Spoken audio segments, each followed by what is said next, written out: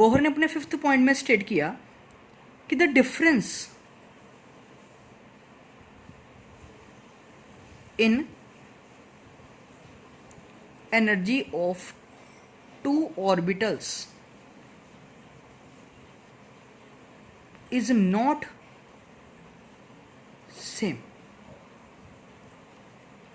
कभी भी किसी भी दो ऑर्बिटल्स की एनर्जी सेम नहीं हो सकती और इसका डिफरेंस भी कभी सेम नहीं आएगा। कहने का मतलब कि जैसे मान लो मैं आपको कहता हूँ कि फर्स्ट और सेकंड को माइनस करो, ठीक है, energy of the electron in first shell और energy of electron in second shell. तो आप इसको कैलकुलेट करके देखो, -13.6 माइनस माइनस ये हो गया +3.4, ये आ गया मेरा -10.2, ठीक है। अब अगर मैं सेकंड और थर्ड में से कैलकुलेट करूं, मेरी सेकंड शेल के अंदर एनर्जी 3.4 और ये माइनस फिर से +1.5। अब ये जो डिफरेंस आएगा देख लो, आप देखो कैलकुलेट करके देख लो कि ये जितना भी आएगा ये 10.2 के बिल्कुल भी इक्वल नहीं आएगा। इसका मतलब मैं कह सकता हूँ कि किसी भी केस के अंदर आगे भी इसी तरह से E3 माइनस E4 जो भी आएगा वो सेम नहीं आएगा, ठीक है। कहने का मतलब क्या है कि energy of the electron, difference between the energy of electron in any two shells is not a same. जो डिफरेंस है वो भी क्या है, वो भी क्वांटाइज्ड नेचर वाला है, वो भी कभी सेम नहीं आएगा और कॉन्टिन्यूस नहीं एग्जिस्ट करेगा, ठीक है। इसने अपने 5th पॉइंट के अंदर स्टेट किया।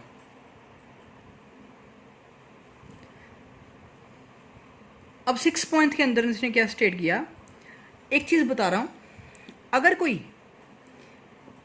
कोई बॉडी सर्कुलर मोशन में रिवॉल्व कर रही है या रोटेट कर रही है, ठीक है, रिवॉल्व की बात करते हैं पहले तो। अगर कोई बॉडी जिसका मास m है, जो कि किसी वेलोसिटी v से किसी सर्कल के अंदर जिसका रेडियस r है, किसी सर्कल के अंदर रिवॉल्व कर रही है, तो उस केस के अंदर उसके साथ एक टर्म एसोसिएट होती है जिसको बोलते हैं हम एंगुलर मोमेंटम, ठीक है। एंगुलर मोमेंटम जिसको हम किससे लिखते हैं, कैपिटल L से, ठीक है। अगर कोई बॉडी सर्कुलर मोशन कवर कर रही है तो उसके साथ एक टर्म एसोसिएट होगी जिसको हम बोलते हैं एंगुलर मोमेंटम। बेसिकली इसका मतलब होता है कि किसी बॉडी के अंदर कितना मोशन कंटेन है फॉर द रिवॉल्यूशन, ठीक है, रेवोल्यूशन के लिए उसके अंदर कितना मोशन कंटेन है, ठीक है, जिसको कैलकुलेट करते हैं हम फिजिक्स के अंदर, ठीक है। फिजिक्स के अंदर आपने पहले चैप्टर के अंदर सबसे पहले पढ़ लिया होगा इसको, L = mv/r, ठीक है। मास, वेलोसिटी और रेडियस के प्रोडक्ट को हम बोलते हैं एंगुलर मोमेंटम, ठीक है, ये चीज़ होगी। अब इलेक्ट्रॉन के बारे में बात कर रहे हैं, ये तो हो गया क्लासिकल के अंदर। अगर हम क्वांटम पे आ जाएं, ठीक है, फिजिक्स और केमिस्ट्री के अंदर काफ़ी सारी ब्रांचेज हैं, उसी तरह से ये 2 ब्रांचेज के बारे में आपको बता रहा हूँ। क्लासिकल ब्रांचेज होती हैं जो कि मैक्रोस्कोपिक बॉडीज़, जो भी मैक्रोस्कोपिक बॉडीज़ होती हैं उसको डील करती हैं। क्वांटम फिजिक्स जो होती है या केमिस्ट्री जो होती है उसको, उसके अंदर हम माइक्रोस्कोपिक बॉडीज़ के बारे में डील करते हो। क्लासिक के अंदर मैक्रो, क्वांटम के अंदर माइक्रो। अगर मैक्रो की बात करें तो फॉर्मूला आ गया L = mv/r। अगर हम माइक्रोस्कोपिक की बात करें, जैसे इलेक्ट्रॉन की बात करें, अब इलेक्ट्रॉन भी इसी तरह से एटम के अंदर एक न्यूक्लियस है जिसके अराउंड को रिवॉल्व कर रहा है। अगर उसकी कोई वेलोसिटी मैं कंसिडर कर लूँ, पहले तो उसकी मैं अगर शेल को कंसिडर करूँ कि किस शेल में, मान लो nth शेल है, तो उस केस के अंदर जो उसका लीनियर मोमेंटम बनेगा वो क्या बनेगा, Ln means angular momentum of electron in nth shell is equals to nh/2π, ठीक है। ये मेरा आ गया in terms of quantum physics, ठीक है। अब चाहे बात करें कि इन टर्म्स ऑफ क्लासिकल, चाहे बात करें इन टर्म्स ऑफ क्वांटम, बेसिकली है तो दोनों एंगुलर मोमेंटम ही ना। अगर इन दोनों को मैं इक्वेट करूं तो मेरा बन जाएगा m v r equals to n h by 2 pi. ठीक है, इस कंडीशन को हम बोलते हैं बोहर्स एंगुलर मोमेंटम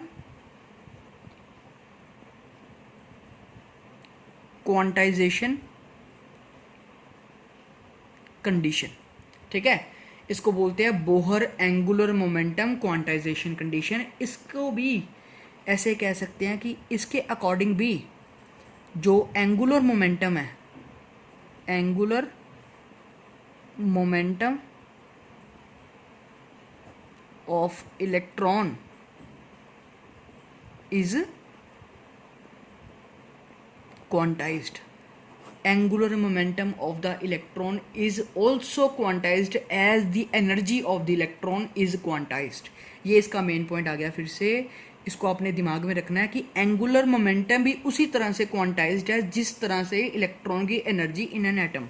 ठीक है, मतलब हो गया कि अगर मैंने फर्स्ट शेल के अंदर क्वांटम निकालनी है, एनर्जी एंगुलर मोमेंटम निकालना है, तो वो क्या आ जाएगा h/2 पाई। अगर मैंने सेकंड शेल के अंदर निकालना है तो वो मेरा आ जाएगा 2 टाइम्स h/2 पाई। ठीक है, फिलहाल कटिंग नहीं कर रहा। अगर मैंने थर्ड शेल में निकालना है तो वो मेरा आ जाएगा 3h/2 पाई। तो आप देखो h/2 पाई ये तो एक फिक्स्ड फैक्टर हो गया ना।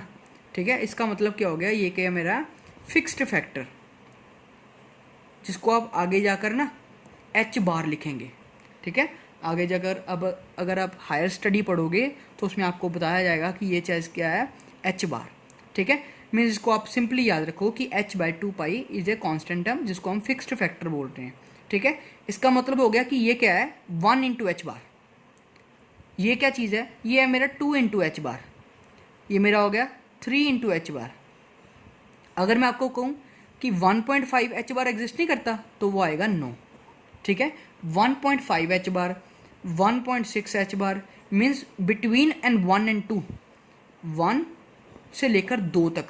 ठीक है, 1 से 2 तक कितने नंबर एग्जिस्ट करते हैं, तकरीबन इन्फानाइट। ठीक है, 1 से लेकर 2 तक 1.1, 1.2, ऐसे ही 1.11, 1.12, 1.13, 0. कितने सारे नंबर हैं जो कि 1 और 2 के बीच में एग्जिस्ट करते हैं। 0 भी लगाने शुरू करें तो काफ़ी नंबर चले जाएंगे। इस तरह से कह सकते हैं कि ये सारी वैल्यूज़ क्या है, नॉट पॉसिबल। सिर्फ यही पर्टिकुलर वैल्यूज़ जो हैं इलेक्ट्रॉन पोजेस कर सकता है, इसलिए कह सकते हैं कि angular momentum of the electron is quantized in nature. अपने लास्ट पॉइंट में इसने क्या स्टेट किया, बोहर ने क्या कहा अपने लास्ट पॉइंट के अंदर कि एक एटम, मान लो ये न्यूक्लियस,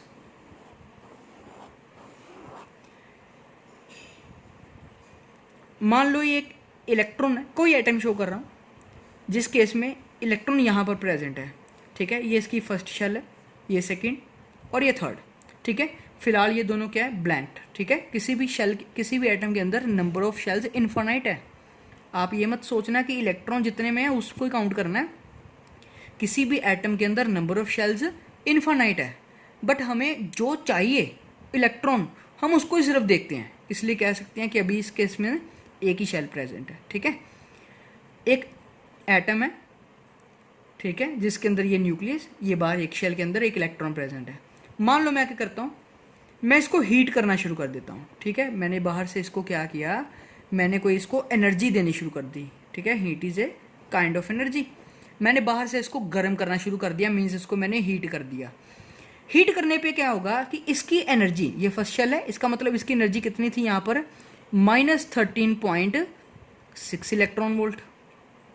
ठीक है, ठीक है, मान लो मैं हाइड्रोजन एटम की बात कर रहा हूँ। एक हाइड्रोजन एटम के अंदर, इस शेल के अंदर इलेक्ट्रॉन की एनर्जी कितनी है, -13.6 इलेक्ट्रॉन वोल्ट। मैंने क्या किया, हीट किया। जब मैं हीट प्रोवाइड करूँगा तो हीट मेरी सबसे पहले किसके पास आएगी, इलेक्ट्रॉन के पास। इसका मतलब इलेक्ट्रॉन की एनर्जी क्या है, इंक्रीज हो गई। ठीक है, अब मान लो मैंने बाहर से इसको दी 10.2 एनर्जी। ठीक है, मैंने इसको बाहर से 10.2 इलेक्ट्रॉन वोल्ट एनर्जी दी, वो चलेगी सारी इलेक्ट्रॉन के पास। अब इलेक्ट्रॉन की एनर्जी कितनी हो गई, इसके अंदर ये जितनी भी थी मैंने 10.2 ऐड किया तो मेरा आ गया -3.4 इलेक्ट्रॉन वोल्ट। अब इसका मतलब हो गया कि इलेक्ट्रॉन की एनर्जी, अब इस इलेक्ट्रॉन की एनर्जी कितनी बन गई है, -3.4 इलेक्ट्रॉन वोल्ट। तो मेरे को पता है कि मेरी सेकेंड शेल जो है उसकी एनर्जी भी कितनी है, 3.4। अब इसका मतलब हो गया कि ये इलेक्ट्रॉन यहाँ पर नहीं रह सकता, क्योंकि इसकी एनर्जी अब इस शेल के अंदर जितनी एनर्जी होनी चाहिए उससे ज़्यादा है।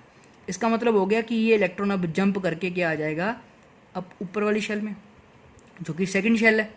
ठीक है, अगर मैं और ज़्यादा करता तो मे बी ये ऊपर भी आ सकता था, थर्ड में।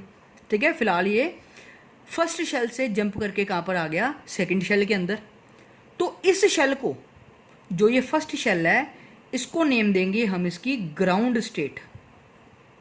इस शेल को क्या बोलेंगे, इसकी ग्राउंड स्टेट। ग्राउंड स्टेट क्या होती है, जिसके अंदर नॉर्मली न्यूट्रली इलेक्ट्रॉन प्रेजेंट होता है। जिस शेल में वो चला जाएगा बाय गिविंग एनर्जी, उस शेल को बोलेंगे हम उसकी एक्साइटेड स्टेट। इसका मतलब हो गया कि इलेक्ट्रॉन ग्राउंड स्टेट से जंप करके अब कहाँ पर आ गया, एक्साइटेड स्टेट से आ गया। अब ये एक्साइटेड स्टेट इसकी नहीं है, इसकी इलेक्ट्रॉन की जो खुद की स्टेट थी वो फर्स्ट थी, बट अब कहाँ पर गया, सेकंड में। यहाँ पर वो सिर्फ रह सकता है कितनी देर के लिए, इसने ज़्यादा से ज़्यादा वो यहाँ पर 10 नैनो सेकेंड के लिए, मीन्स 10⁻⁻8 सेकेंड, सिर्फ इतने कम सेकेंड के लिए ही वहाँ पर वह ऊपर रह सकता है। साथ ही क्या होगा, ये अपने अब ओरिजिनल शेल के अंदर वापस आ जाएगा। ठीक है, जैसे ही ये वापस आएगा, इसने क्या करना है, जितनी एनर्जी इसने गेन की थी उसको इसने बाहर एमिट कर देना है। ये जो एनर्जी निकलेगी ये निकल सकती है in form of waves, in form of rays, in form of चाहे आप रेडिएशन बोल लो, किसी भी तरह से ये हो सकती है। ये इसका था लास्ट पॉइंट। ठीक है, इसने सिंपली वर्ड में अपने कहा कि ग्राउंड स्टेट से इलेक्ट्रॉन जंप करके एक्साइटेड स्टेट में जाएगा और एक्साइटेड स्टेट से ग्राउंड स्टेट में वापस by losing its energy in just in 10⁻⁻8 second. ठीक है, जस्ट इन 10⁻⁻8 सेकेंड। ठीक है, जैसे ये बाहर निकलेगा, इससे हमें किसी चीज़ का कलर भी मेंशन हो सकता है। कई बार देखते हैं कि किसी चीज़ को गर्म करने पर उसका कलर चेंज होता है। ठीक है, ये कलर इसी इलेक्ट्रॉन के कारण चेंज होगा। ठीक है, अगर किसी चीज़ का कलर चेंज हो रहा है, इसका मतलब हो गया कि ये इलेक्ट्रॉन अपनी स्टेट चेंज करके वापस आ रहा है, तभी ये कलर चेंज कर रहा है।